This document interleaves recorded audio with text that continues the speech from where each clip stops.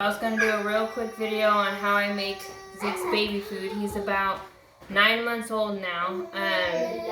So he eats, in the very beginning, I gave him sweet potatoes, butternut squash, carrots. I started out with those easy ones. And what I do is I bought this little vegetable scrub brush. I go to the sink, I scrub them off really good. I take this little knife, I peel all the skin, which I've already done that. I already peeled all the skin, and then we keep it in a container because we kind of compost for the garden, all his little vegetables, extra vegetables. And then we chop them up into pieces. When he was smaller, we chopped them up in smaller pieces because it was just easier for me to put in the blender and the blender to blend finer.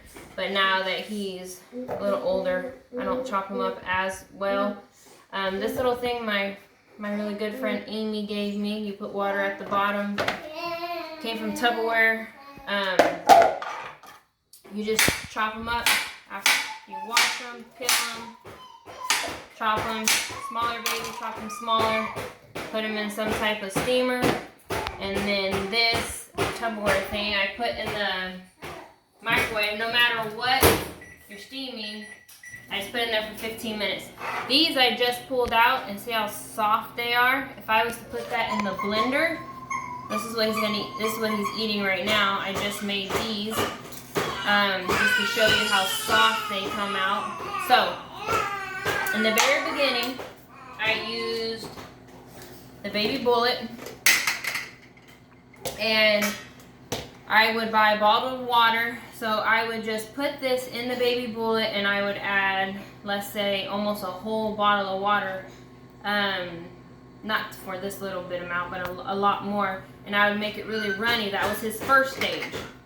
And then I got tired of using this because I couldn't make massive quantities. So I went to the store and I got this when he went to stage 2. And then I still added the same amount of food, but added less water. So instead of like a whole bottle of water, I only added half of a bottle of water. So it made it more thicker and creamier. And then when we went to, then we just went to bite-sized, like tiny, like bite-sized pieces. So that's when I was saying a few minutes ago, I cut the pieces smaller. I would literally just cut them up into bite-sized pieces like this, steam it, and then freeze them, and this is what I would feed him.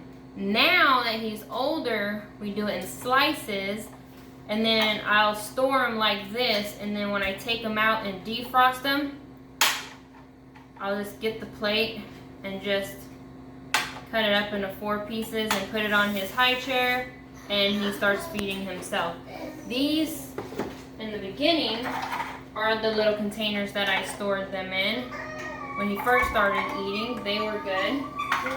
And then I went to Walmart and bought Rubbermaid. They went to these little containers. And then we went to these little containers, which I'm using now. And these are butternut squash that are frozen. I just got out of the freezer to show you. All I do is, food lasts for 3 to 4 days in the refrigerator.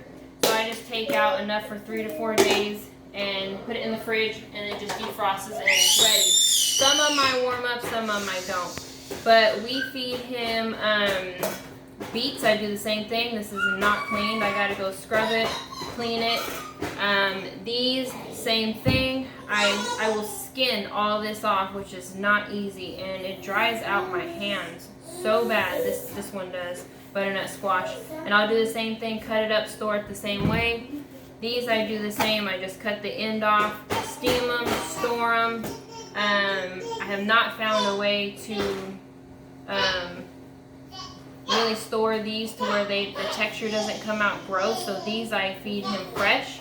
And then my husband, since right now there's no fresh produce for me to really buy to feed Zeke, he found a lot of these. So I'll just steam these and freeze them.